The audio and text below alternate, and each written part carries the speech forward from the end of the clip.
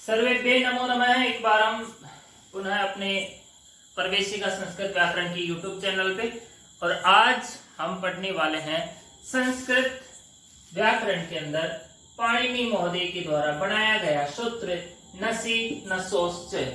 पाणिनि महोदय है ना केड़ा केड़ा कोजा कोजा सूत्र बनावे है कि थाई कोबड़े ने की बनाया है, समझने को आवे है, पढ़ने को कोई बढ़िया बढ़िया नाम नहीं बनावे, एड़ा बढ़िया करड़ा करड़ा सूत्र बना हुआ है नसी नसोश्च। फिर भी हम इनको पढ़ेंगे, सीखेंगे और क्या क्या है इनको बाहर निकालेंगे। तो शुरू करते हैं नसी नसोश्च से। इसके अंदर जब हम इसके टुकड़े करते हैं तो इसमें दो शब्द निकल के आते हैं, नसी नशो, ये पूरा एक है, और एक आता है च। च आप जानते हो कि च कहाँ आता है। च का मतलब होता है किसी, इस सूत्र ने किसी अन्य सूत्र की यहाँ पर नकल की है। एक तो नकल की है यहाँ पे एंग पदांतादति, एंग से, वहां से तो क्या लाया है एंग, और एक लाया अमी पूर्व से पूर्व रूप। तो यहाँ पे भाई साहब जो नसी नसोश्च है उन्होंने एक ही चीज की नकल नहीं की, दो दो चीजें लेके आ गए किसी की। एक तो एंग पदांतादति से एंग और अमी पूर्व से पूर्व रूप। तो मतलब ये दो काम करेंगे, एंग प्रत्यय हो, एंग प्रत्याहार हो तो उसमें पूर्व रूप ये करते हैं। और नसी नसो, नसी और नस के अंदर पहले अपन नसी और नस को एक बार समझ लेते हैं कि नसी और नस है क्या चीज। देखो एक तो है नसी, एक है नस। ये तो होता है पंचमी एक वचन में और ये होता है षष्ठी एक वचन में, दोनों ही शुभ प्रत्यय हैं। तो ये इसका मतलब ये हो गया कि ये जो नसी नसोश्च भाई साहब हैं ये पंचमी एक वचन और षष्ठी एक वचन दो ही जगह पे ये काम करने वाले हैं, पंचमी एक वचन में और षष्ठी एक वचन में। अब ये काम क्या करने वाले हैं, जब पूर्व रूप की यहाँ पे इन्होंने नकल की है तो इसका मतलब ये हो गया कि ये पूर्व रूप करने वाले है। किसका करने वाले, कहाँ कहाँ करने वाले, उसके लिए हम पढ़ेंगे इनकी वृत्ति। तो शुरू करते हैं वृत्ति को। देखो सबसे पहले यहाँ पे लिखा हुआ है एंगो, ठीक है। एंगो का मतलब क्या हो गया, एंग प्रत्याहार के अंदर ए और ओ दो ही वर्ण आते हैं ना। जैसे हम एंग प्रत्याहार बनाते हैं ना कि ए और एंग, ऐसे प्रत्याहार बनाते हैं तो इसमें दो ही वर्ण ए ओंग, इस तरह से ये दो ही वर्ण, दो ही स्वर यहाँ पे आते हैं। तो ए ओ, ठीक है। ए ओ के बाद, किसके बाद, ए और ओ के बाद, ठीक है। आगे है नसी नसो, नसी एवं नस का ए हो, किसका, नसी का और नस का। अब नसी का और नस का ए कैसे होगा, जब हम कहीं पर भी नसी प्रत्यय करेंगे या फिर नस प्रत्यय करेंगे तो लसत्व तद्धित से इन न की इत संज्ञा हो जाएगी, और यहाँ पे अस और यहाँ पे भी अस, ई की भी संज्ञा हो जाएगी। तो इस तरह से दोनों जगह ही अस बचेगा। तो यहाँ पे देखो क्या है ए, तो ये यहाँ पे इसी ए की बात हो रही है कि जो नसिका और नस का जो ए बचेगा वहां पे, कहां पे, उससे पहले क्या होना चाहिए, ए होना चाहिए या फिर ओ होना चाहिए। तो क्या कार्य करेगा ये, नसी एवं नस का ए हो तो पूर्व रूप एक आदेश होगा। वैसे तो आप सब समझदार हो, जानते हो कि पूर्व रूप एक आदेश क्या होता है, फिर भी मैं आपको थोड़ा सा इसके अंदर आपको समझा देता हूं कि पूर्व रूप एक आदेश क्या होता है। कि मान लो ये है, हमने अनसी प्रत्यय किया, यहाँ पे नसी का अस बच गया, और हमारे पास कोई भी जो है शब्द है कि जैसे मान लो हमारे पास हरे है, इधर हरे बचे, तो हरे प्लस से पहले क्या है ए, प्लस के बाद में क्या है ए, ठीक है। तो यहाँ पर देखो एंग का ए हो गया और नसी का ए हो गया, तो इन दोनों का पूर्व रूप कैसे होगा, जो ए है, पूर्व का मतलब होता है पहले वाला, पहले कौन है ए, तो ये जो ए है वो भी ए में ही आकर के मिल जाएगा, ठीक है। ये ए वैसा भी ए के जैसे ही हो जाएंगे, इसके अंदर कोई शंका नहीं है। तो ये सूत्र आपको अच्छी तरह से समझ में आ गया होगा। नसी नसोच से हमें पता चलता है कि ये नसी और नस के अंदर ही काम करता है। नसी पंचमी एकवचन, नस षष्ठी एकवचन। काम क्या करता है? पूर्व रूप करता है। कैसे पता चला? जो च है वो दो नकल करता है यहाँ पे, एक तो एंग की, एक पूर्व रूप की। एंग से तो ए और ओ होना चाहिए, ये इसकी पहली कंडीशन है। पहली शर्त क्या है कि जो शब्द रूप होगा उसके अंत में या तो ए होना चाहिए या फिर ओ होना चाहिए। दूसरी कंडीशन क्या है कि नसी नसो अति, जो नसी का या फिर नस का जो ए है वो होना चाहिए। तो ये काम करेगा। काम क्या करता है? पूर्व रूप एकादेश। ठीक है, प्रश्न ये भी आ सकता है कि पूर्व रूप एकादेश करने वाला सूत्र कौन सा है? तो अमी पूर्व भी यहाँ पे आ सकता है और नसी नसोच से भी यहाँ पर आ सकता है। चलो अब आगे चलते हैं और हम बनाते हैं इसकी सिद्धि कौन सी बनती है।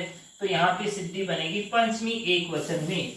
कौन सी सिद्धि बनेगी? पंचमी एकवचन में हरे हे। ठीक है, पंचमी एकवचन और षष्ठी एकवचन दोनों में ये हरे बनेगी यहाँ पे। तो मैं लिख दूंगा यहाँ पे कि पंचमी और षष्ठी, पंचमी षष्ठी एकवचने। ठीक है, पंचमी षष्ठी एकवचने। पंचमी तो कौन सा सुप प्रत्यय होगा? नसी। और षष्ठी में कौन सा सुप प्रत्यय होगा? नस। ठीक है, दोनों का शेष अनुबंध लोप होने के बाद में अस ही शेष रहेगा, इसलिए दोनों के अंदर ही यहाँ पर सेम जो है ना सिद्धि बनने वाली है, हरे हे। कौन सी बनने वाली है? हरे हे। शुरू करते हैं हरे सिद्धि। सबसे पहले हरि शब्द, हरि शब्द रहेंगे। इसके बाद में प्रातिपदिकत्वात्, प्रातिपदिकत्वात्, प्रातिपदिक संज्ञा होगी साहब। अर्थ व धातु र प्रत्यय से यहाँ पे प्रातिपदिक संज्ञा होगी। पंचमी या फिर षष्ठी, दोनों को हम बना लेंगे यहाँ पे पंचमी षष्ठी एक वचने। अगर ये बोर्ड की परीक्षा में अपनी ये सिद्धि आती है हरे है, तो आप चाहो तो इसे पंचमी एक वचन में भी बना सकते हैं, आप चाहो तो इसे षष्ठी एक वचन में भी बना सकते हैं, या फिर हम पंचमी षष्ठी एक वचन दोनों को एक साथ भी बना सकते हैं। पंचमी षष्ठी एक वचने नसी नस प्रत्यय। अनुबंध लोप, यहां पर हम अनुबंध लोप कर देंगे। अनुबंध लोपे, अनुबंध लोप होगा तो यहाँ पे अपने पास स्थिति बच जाएगी हरि प्लस अस। ठीक है, इत्यर्थ दोनों में ही अस बचता है ना, तो हम यहाँ पे एक ही अस लिखेंगे, हरि प्लस अस इत्यर्थ। अब बताइए यहाँ पे क्या होगा? यहाँ पे सूत्र आ जाएगा, घी संज्ञा करेंगे ना इसकी, से सो घे सखी इति सूत्रेण। किसकी घी संज्ञा होगी? हरि शब्द से घी संज्ञा करते।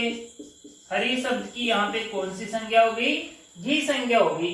तो घी संज्ञा होगी, जैसे ही घी संज्ञा होगी, अब यहाँ पे देखो, एक तो अपने पास नय की संज्ञा हुई और यहाँ पे घी संज्ञा भी होगी, तो नय की संज्ञा भी होगी और घी की संज्ञा भी होगी। देखो, एक तो नय की संज्ञा होगी और यहाँ पे घी संज्ञा होगी। ये दो कंडीशन किनकी मिलती है? कौन से सूत्र की मिलती है? घेर नीति। कौन से सूत्र की मिलती है? घेर नीति। तो यहाँ पे आ जाएगा भाई साहब घेर नीति, जहां पर नय की इत संज्ञा हो जाती है और घी भी हो, घी संज्ञा होने के बाद नय की इत संज्ञा भी हो जाती है, तो वहां पर क्या होता है? गुण होता है। इति सूत्रेण गुणे ई बराबर एक रखते। क्या किया इसने? गुण, जो हरि का जो ई था, हरि का जो यहाँ पे ई है उसको ए आदेश कर दिया है, तो यहाँ पे क्या बन जाएगी? हरे प्लस अस इत्यर्थ, हरे प्लस अस। अब देखो यहाँ पे, अब इसकी सारी कंडीशन मिल रही है यहाँ पे। पहले हरि प्लस अस में नहीं मिल रहा था, हरि प्लस अस में तो इधर ई था, जबकि इसके पास ए या ओ होना चाहिए। यहाँ पे देखो ए हो गया है। अब इसका ये कंडीशन मिल गई। पहली कंडीशन, पहली शर्त ये थी कि या तो ए होना चाहिए या फिर ओ होना चाहिए, तो यहाँ पर ए हो चुका है। और दूसरी कंडीशन ये थी इसकी कि नसी एवं नस का ए होना चाहिए, तो यहाँ पे नसी और नस का ए है, तो ये सूत्र यहाँ पर आ जाएगा। इसको कोई रोकने वाला नहीं है, तो यहाँ पे आएगा नसी नसोश्च। नसि नसोश्च इति सूत्रेण क्या करेगा, ए प्लस एल स्थाने पूर्व रूप एकादेश, पूर्व रूप एकादेश एक रति।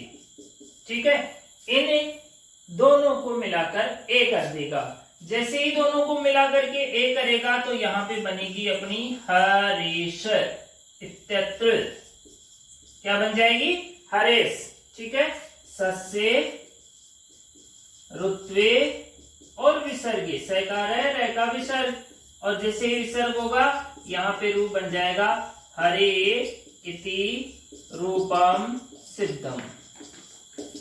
और इस तरह से आज की कक्षा में हमने बनाना सीखा पंचमी और षष्ठी एक वचन में बनने वाला रूप हरे है। ठीक है, तो हरे के अंदर प्रश्न यह आ सकता है परीक्षा में कि हरे यहाँ पर पूर्व रूप एक आदेश करने वाला सूत्र बताइए। तो यहाँ पे कंफ्यूजन नहीं होना है अपने को। यहाँ पे अमी पूर्व नहीं लिखना है, हमें लिखना है नसी नसोश्च। अमी पूर्व तो केवल वहां आता है जहां पे अम प्रत्यय होता है, तो यहाँ पे तो अम प्रत्यय है नहीं, यहाँ पे नसी और नस है, और नसी और नस में पूर्व रूप नसी नसोश्च करता है। ठीक है, एक प्रश्न ये भी आ सकता है कि हरे यहाँ पे गुण करने वाला सूत्र कौन सा है, तो गैरनीति। ठीक है, तो इस तरह से परीक्षा के अंदर प्रश्न पूछे जा सकते हैं, एक नंबर का सीधा सीधा।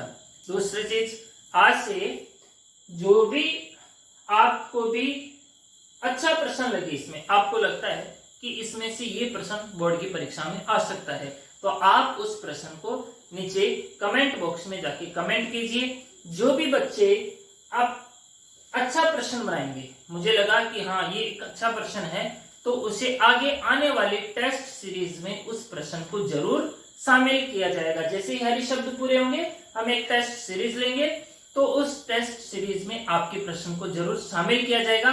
तो कीप टप, आप इसको जरूर इस्तेमाल करें, एक अच्छा सा प्रश्न तैयार करें, उसे कमेंट बॉक्स में कमेंट करें। थैंक्स, धन्यवाद।